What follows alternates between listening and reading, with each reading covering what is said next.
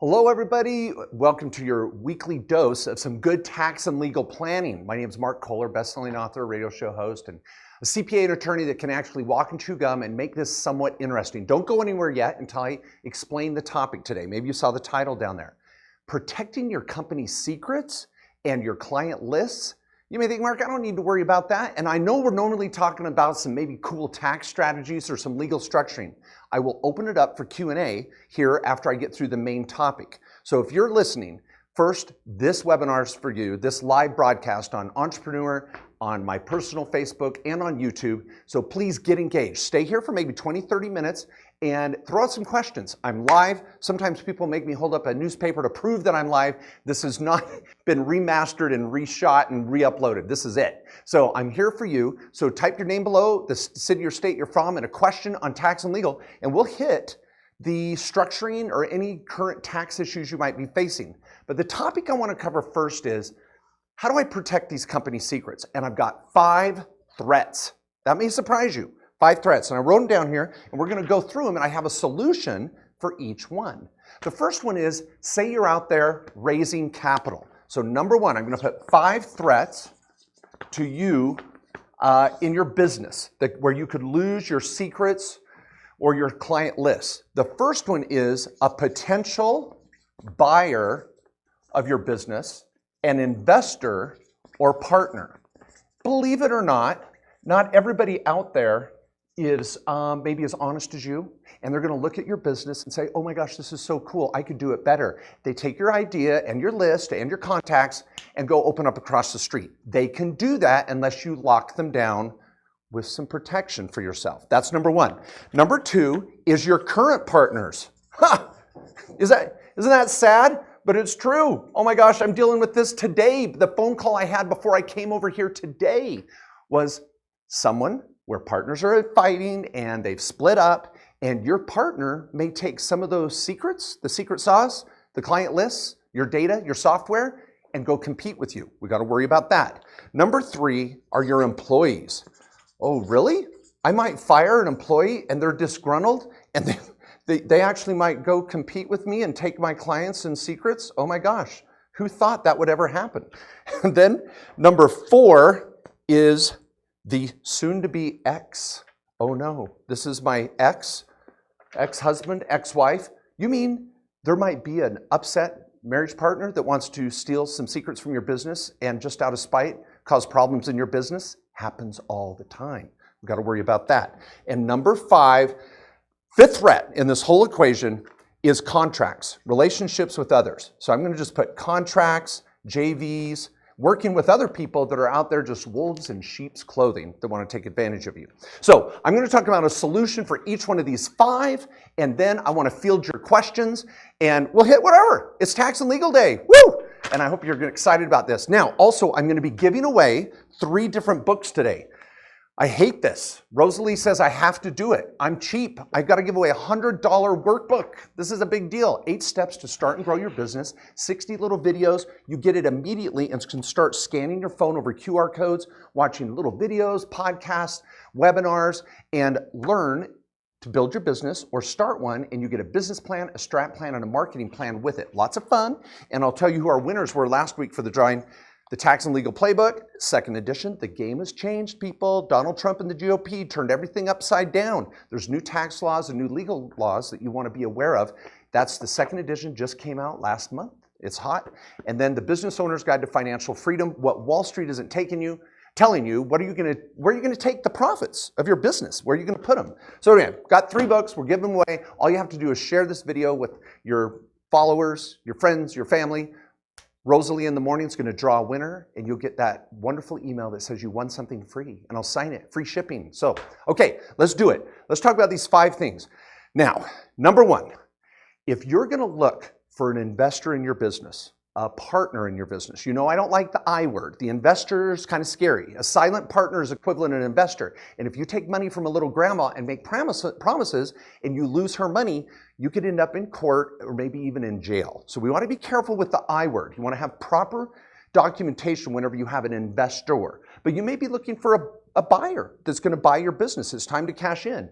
or a potential partner that you can, just in a 15 or 20-minute consult with one of my lawyers, we'll send you one for free. You can touch it up, use it over and over again, and have us just go over it with you. I just don't want to give this out because it's kind of like a loaded gun. I want to show you how to cock it and pull the trigger, but we can do it quick. So the NDA is where you want to be. And all of you out there, if you're going to be taking money and sharing some of your client strategies, client lists, and you could even be in real estate saying, ooh, we're going to take down this apartment building and condominiumize it. We're going to be developing over here. Don't be telling people crap unless they've signed a non-disclosure, which means they can't share that information with anyone, or there is, got to finish my app, or there is repercussions. They are called liquidated damages, where you can go after them for real money if they break the agreement. So you want to have an NDA and have everybody sign it before you share your business plan, your strat plan, or open up your kimono. You want to make sure you've got that NDA. Current partners. Really, a partner would steal from me? Oh, they can. So current partners, it's really important you solve this in one of two ways. You're going to cover it in your LLC operating agreement. In fact, I'll just leave it here. LLC operating agreement, or in your partnership agreement. And sometimes you have it in a buy-sell agreement. Buy-sell agreement. Now, these are things that a lawyer's going to draft up for you and tailor to your needs. It's not something you might find perfect verbiage on your freaking LegalZoom document. So be careful going online and just downloading what you think is going to work. What I like to put in a partnership agreement is, hey, if we ever split up, here's what one partner gets to take from the business. Here's what the other partner gets to take. And there could be an automatic buyout. If one partner wants out, they have to buy themselves out, or there's a non-compete where that partner can get bought out, but they can't go compete against the business. I mean, there's all different ways to handle this. But guys, here's the thing. If your partner's not willing to talk about it, you got the wrong partner. So make sure you've got a really good relationship where where you can talk about the good, the bad, and the ugly. It's easy to get around Denny's eating a Grand Slam and talk about, hey, we're going to make so much money, but then when you go, what happens if we have to put more money in? Or what happens if we lose money? What happens if you want out? What happens if you've got to move? What happens if you're disabled? What happens if you go through a divorce? Wow. If you can't have that conversation with your partner, again, you may have the wrong partner, but that's how you solve it. Okay, this is getting messy here, so I'm going to go to employees over here. Employees, what do we do over here? Now, for any of you watching still, write down your questions, and if it's on point, ladies, I want you to raise your hand, and Mallory, Rosalie, or Maria is going to pose that question from wherever you're at in the world. And if it's not on this topic, but on tax and legal, we're going to hit all that general Q&A here at the end. So employees, you got two ways to handle this. The easiest way to do it is an employee handbook. Everybody that works for you in your office as a W-2 on the payroll, you want to make sure you have an employee handbook. We've got 3 or 4 versions in our law firm. Depending on the type of business, they could range from 15 to 30 pages. You're going to talk about drug abuse, bringing guns onto the premises, time off, vacations, and non-compete clause, that if they want to leave, they cannot compete against you. And those can be hard to enforce, but at least you want to throw it in there. You also want to have in there the non-disclosure and the non-solicitation. So a lot of times in a law firm, let's just get real. I cannot have a lawyer in my law firm and say, no non-compete. If you leave my law firm, you can't be a lawyer in this town. Bull crap. No one's going to allow that. If they want to go be a lawyer in town, they can. But I can require a non-solicitation where I can say, you cannot go after my clients. You want to go start your own firm, go do it, but you got to start fresh. And so you want to have some of those bells and whistles, and every industry is a little different. For you lawyers watching right now, you're cringing because you're like, Mark, it's not a perfect world out there. I know every little case is it depends, but you want to have an employee handbook. And whenever you give raises and employee reviews is a good time to roll out the next year's annual handbook. And let me say this, make sure it is signed. You've got to have an employee handbook signed by your employee, and they have to be given a copy. And when they sign it, it says, I have received a copy. You can't have an employee handbook, and the employee's never seen it. You can't enforce that, so get on it. Now, an employee contract is a little unique. I don't like employee contracts or employment contracts because I like the at-will state, which is most states, which means you can fire them if you don't like what they're doing, and they can quit if they don't like what they're doing. When you start signing employment contracts, I don't know if you're signing Matt Lauer to your new, TV program, but you want to have an employee contract with some provisions, right? So let's be careful with employee contracts, but I really like the employee handbook. If they want to get a raise, they got to sign the employee handbook. All right. Now, where are we at on our list? We've talked about potential buyers, current partners, employees, the X. Ugh. Guys, I know how hard it is. I've been married 27 years. If you've been married more than 2 or 3 years, you've had your ups and downs already. It can be hard. With over 50% of marriages ending in divorce, you've got to think about this. If you're building a business and your marriage is deteriorating, there's going to be a butting of heads at some point. How much is that business worth? What does the ex-wife or ex-husband get? How's it going to play into alimony or any sort of asset settlement? If things are on the rocks, you want to be, I would say, proactive about talking about protecting the business. Now, this is not about screwing over your spouse. We want to be ethical. We want to have integrity here. And a court of equity is what a divorce court is. They're going to sit back and go, what's going on here? Has this Yahoo been hiding assets or trying to hide the business real value so that this poor spouse gets ripped off, male or female? They're going to do their best to make sure that doesn't happen. So don't get too, I'm not going to help you do that at our law firm. But could you sign maybe, I'm going to put marriage here as our next topic. Could you maybe think outside the box and sign a prenup? Wouldn't that be a smart idea if you own a freaking business and you're going to get married? So let's talk prenup.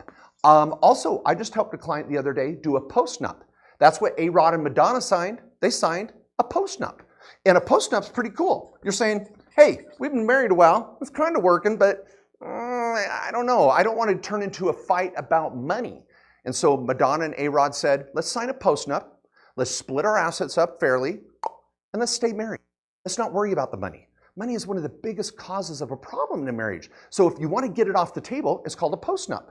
Very common, and you may want to do that with your business. Say, hey, spouse, if we get divorced, I keep the business, you get this, this, and this. Are we cool? Now you can go build the business and not stress about it, right? It's an idea. So think of prenup and postnup. And in your divorce decree, if you're going into divorce right now, you want to make sure divorce, can I spell this right? The big D, and I don't mean Dallas. I'm a terrible handwriter. You know, people have told me, Mark, I'm going to teach you how to write on a whiteboard so people can read it. I got to get better at that. So the big D, if you're getting a divorce, make sure you talk about the business in the divorce decree. Non-solicitation again, non-disclosure. Do you want your spouse out there yapping about your business or competing against you? Again, male or female, this is not a gender issue. There's many female business owners out there that have a deadbeat husband and vice versa. So be careful and make sure it's addressed in your divorce. Okay, now before we go to questions on tax and legal and any of this good stuff, the last thing is contracts. You want to make sure that if you're hiring, the big one, subcontractors. You want to make sure that your subs are waiving any interest in your business, or they're going to release any claims to the revenue. Let me give you 2 examples. Let's say I'm working on a new book and I've got maybe a ghostwriter or someone helping with editing. I make sure they all sign a release of any interest in that book, because I don't want them coming back going, I wrote that chapter, I want a piece of the action. Oh, I didn't put that in the contract, did I? You got to be thinking of what people may be doing. Here's another classic example, true story. I won't even tell you the town. It was a massage and massage school. I don't know the best term. I was going to say physical therapy, but it was massage. And this business owner hired this woman to run the business, and they were going to do a 1099. She was going to be a subcontractor and kind of run the business the first 3 to 6 months and see if they could get this school off the ground. Well, guess what happened? She definitely made the business a success, and he was starting to pay her, and she was getting paid. Some weeks it was a little less, some weeks it was a little more, and a little up and down because she was a subcontractor. She wasn't an employee. I didn't have to give her a paycheck. At the end of 6 months, she said, hey, let's work on our partnership agreement. He's like, we're not partners, you're a subcontractor. Really, what gave you that idea? We never signed a subcontractor agreement. Well, that's what we talked about at Denny's. We were having a grand slam, and you said you were going to run the massage school, and I was going to bring you on as an employee once we got it off the ground, and I was just paying you as a sub. Nah, I remember you talking about business. Make sure it's very, very clear in a simple subcontractor agreement. We got 2-3 page agreements all the time. We can give to you. You can use them over and over again. But again, let us help you design it. We'll give it to you in Word and you're out there. And that's what a good lawyer should do, is help you have documentation to protect you, because you're going to have transactions happen over and over again. So there you go, people. 5 threats to protect your business, to protect your secrets, to protect your client lists. Be careful. Hopefully I opened your eyes a little bit. 5 different parties that could really threaten you. All right, so we're going to go for it. What do we got? Jethos. Jethos. Hey, Mark, just bought your new book and it's amazing. It's the 4th book. Things are starting to pick up in my business as a digital marketer. Is it normal for me to have an NDA with my current clients? Great question. And since we're on the mic now, I'm not going to repeat that. Everybody's hearing it, right, Dylan? We're good? So the NDA is not going to typically be with your client, Jethos, because your client is in a relationship with you where you're providing marketing services, and so they shouldn't know much about your business anyway. So I don't think an NDA would be typical, because unless you're going to share something with your specific client, I would not worry about it. You're going to help that client build their business. Now, here's where I am worried, Jethos, and any of you out there doing digital marketing. I was just here today talking with a new acquaintance, and we were talking about our list. Lists are very valuable. If you go to a marketing conference and you go, hey, how many's on your list? How many's on your list? Because your list is very valuable when you're in information marketing. So you want to be very careful who you share that list with. Now, I'm not going to share that list with a client who's on the list. But what I may do is share that list in some way with a joint venture partner. And so if I'm going to market their product or service on my list, or they're going to market my service or product on their list, we want to be really clear on who owns what names and where those names come from. And if we build new names, where do they go? And that can be a big lawsuit issue. So Jethos, I would not worry about your particular clients. I would worry about who you're partnering with and make sure that you have and here's another term that you guys should know. Most NDAs are a non-disclosure. This is how ours looks. It's kind of a big title. It's a non-disclosure, non-solicit, non-compete. So it's kind of a 3-legged stool. So you're getting the non-disclosure, don't tell people about what I'm doing. Non-solicit, you can't go after my customers. And non-compete, you can't open a business like mine for 50 miles or whatever you decide. So those 3 pieces can be a part of a good agreement with, again, those who you're joint venturing with. All right. The next frontier. Ooh, I'm a Trekkie fan. I'm a Trek. I like it. Okay. This has to do with self-directed IRA and LLCs. We want to shift gears. Okay, shifting gears. If I purchase an SFR prior to setting up my self-directed IRA and LLC, can I transfer the property into the SDIRA LLC afterwards? I'm in a bit of a time crunch. You know, only if we could wish it so. I hate to say the answer is no, but let me explain to everybody what this next frontier Trekkie is doing. That's what I'm assuming, you know. Is it the next frontier, the new frontier? Okay, so let's say we're right here and I've got my small business, sole proprietorship, maybe an LLC. I've graduated to my S Corp. I'm off to the races. This is my operations, right? Everybody knows this if you're a Mark Kohler fan. So we got our operations on this side, and I may have an LLC over here with my new single family residence. SFR stands for single family residence. So we got a little rental property. Maybe you're doing a VRBO, Airbnb, and you got your little LLC over here, and down at the bottom is your family trust. And you're off cranking, and here's your trust that owns your S Corp, your home, all this good stuff. But now we're talking self-directed IRA. So what this caller has done is said, I've formed an IRA, I funded it out of my business, maybe it's a 401k, a SEP, simple, who knows what, but he said IRA, and the IRA has formed an LLC. And we took this money and funded the LLC of which you can be the manager of. Woohoo! Now this LLC can go out and buy rentals. But can it buy your rental? No. You've got to go out and buy a new rental from a third party. Because the IRS feels that if you go buy your own rental, the IRS is going to get screwed over somehow. You're not going to pay fair market value, right? And so we ought to be really careful about a prohibited transaction. Now you can go out and buy rentals and Bitcoin and silver and gold and racehorses and cows and restaurants and hair salons and all this stuff. You can buy those in your IRA, but you can't buy an asset you already own for your IRA. Just go out and do a new one. So get out there. Next, Keyshawn. Keyshawn wants to know, can I sue a trust company that holds an apartment unit? For sure.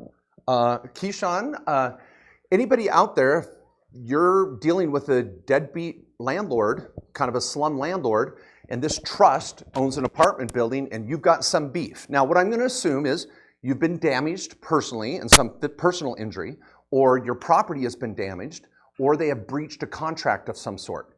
Or maybe this apartment building has violated some local code that really ticks you off. So you've got to have a...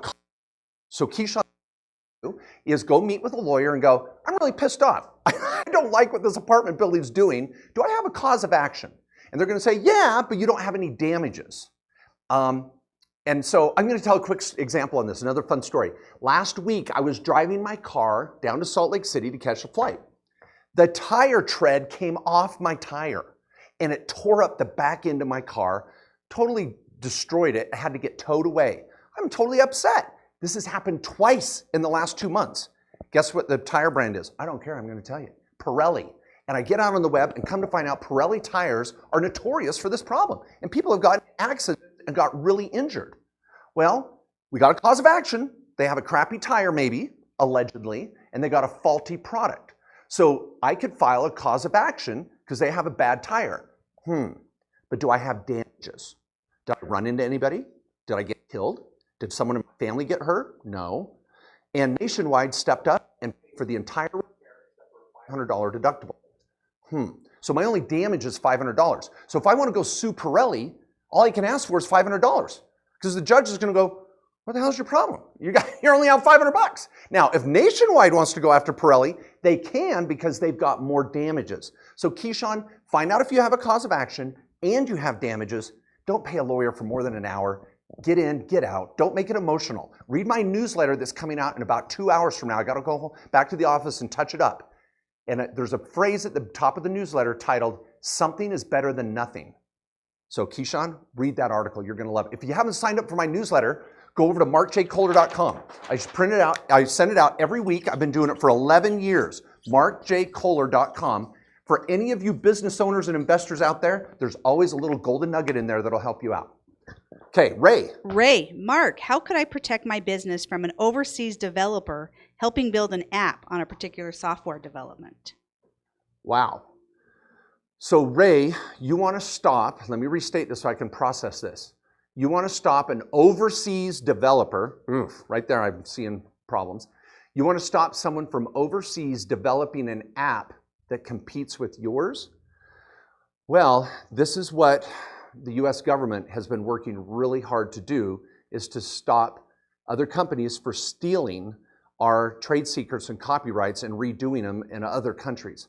I have a good friend that's another lawyer, and he trademarks all sorts of general food products, like, and I'm just taking hypothetically here, like Snickers. He trademarks the name Snickers and Snickers with almonds, dark chocolate Snickers, Snickers minis, all over the world in 150 countries, so they can enforce that copyright or that patent or that trademark. If someone's trying to compete with you internationally and you want to look at the treaty with that country and find out if you can enforce a violation of your patent infringement or your trademark infringement, if they're going to compete against you, I'm telling you, you better have a deep pocket. Trying to litigate internationally? Are you kidding me? Come up with another app. Do it better, do it faster. Put made in the USA on it. Maybe that'll help. I don't know. Okay, what do we got? This is a caller from Hawaii. From Hawaii. Mark, my daughter married in January. Her husband passed away in May. I want to help her navigate her estate affairs. Should we start a business with agreements to protect her and me? Wow. First of all, my condolences. And number two, I was in Honolulu over the weekend. It was a tough assignment, but I got some surfing on the East Shore, not the North Shore. Many of you know the waves are not good right now. I got on the East Shore, did some surfing. Love you guys over there. And I went straight to Zippy's before I got off the plane. I went straight to Zippy's, and before I got on my last flight out of town, I hit Zippy's again. I know, I'm addicted. So your daughter gets married in January. Husband dies in May. Sorry about that. And the question is, should I start a business I don't know if I understand the purpose of the business, Hawaii Kohler. And so I'm going to put this on this whiteboard, and then I really want you to comment to Mallory. Give us a little more facts. Why would you start a business? What I'm presuming maybe is you inherited some money or assets from the passing of the husband. And so if you inherited money or assets, I immediately want to evaluate that and say, are we going to put them to work? And it'd be very common that you would set up an entity or entities, an LLC or corporation, to manage those assets. So I think that's where you're going with this. We'll see if there's another comment or message. All right, what else we got, Mallory? Taylor. Does your office help set up the NDAs? Yes, so Taylor, thank you for that little plug. I will send you your $5 after the show.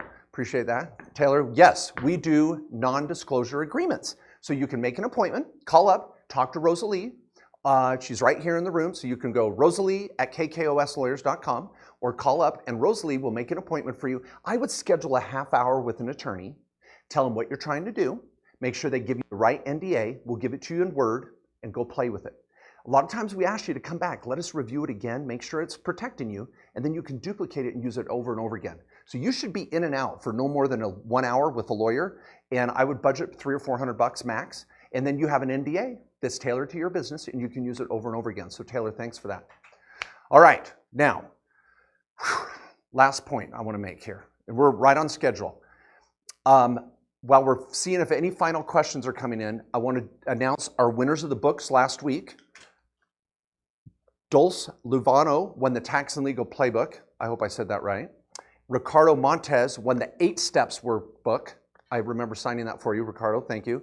And Charisse Thier won Financial Freedom.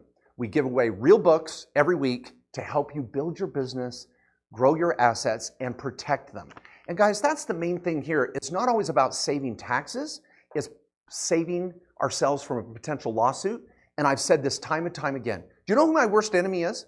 It's not my partners. It's not my employees. It's not my subcontractors, and it's certainly not my spouse.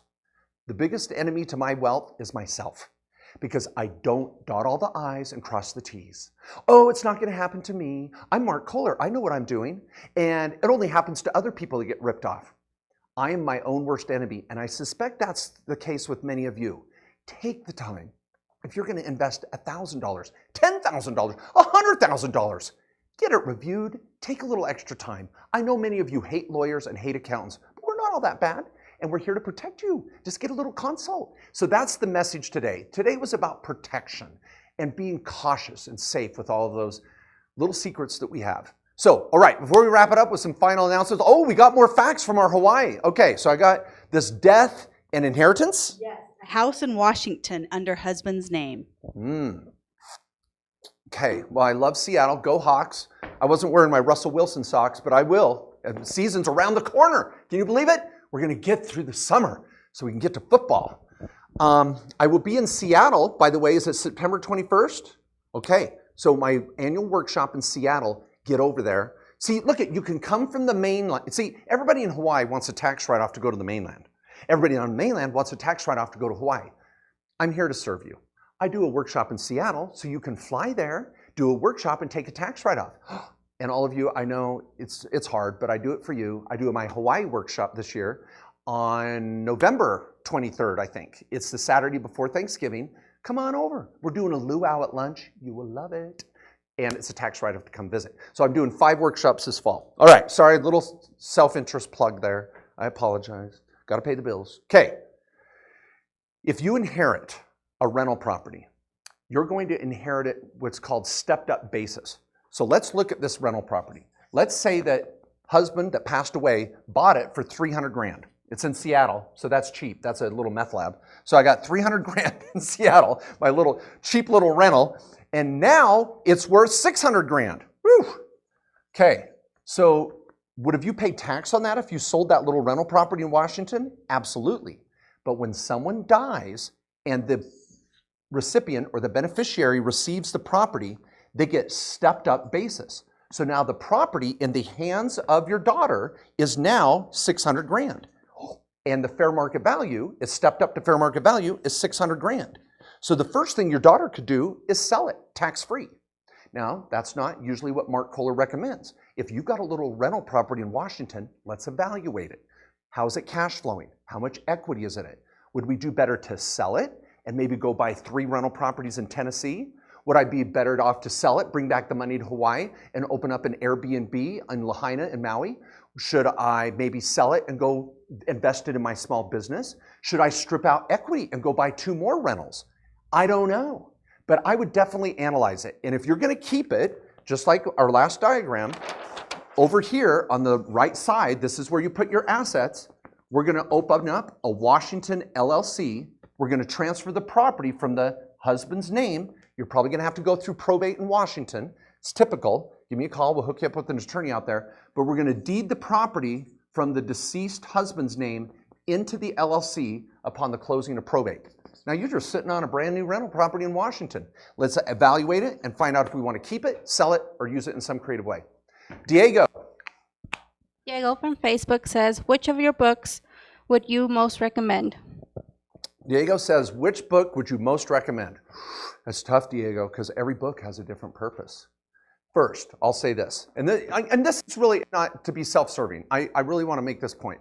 So much heart and soul went into these books, hours upon hours at night and in the studio. If you're just starting a business, or your business is not where you want it and you're trying to figure out how to break through the ceiling into the next level, I love my 8 steps for even mature businesses. 60 little videos, workbooks, downloadable strat plan. And so if you're building your business, Diego, I'd start here.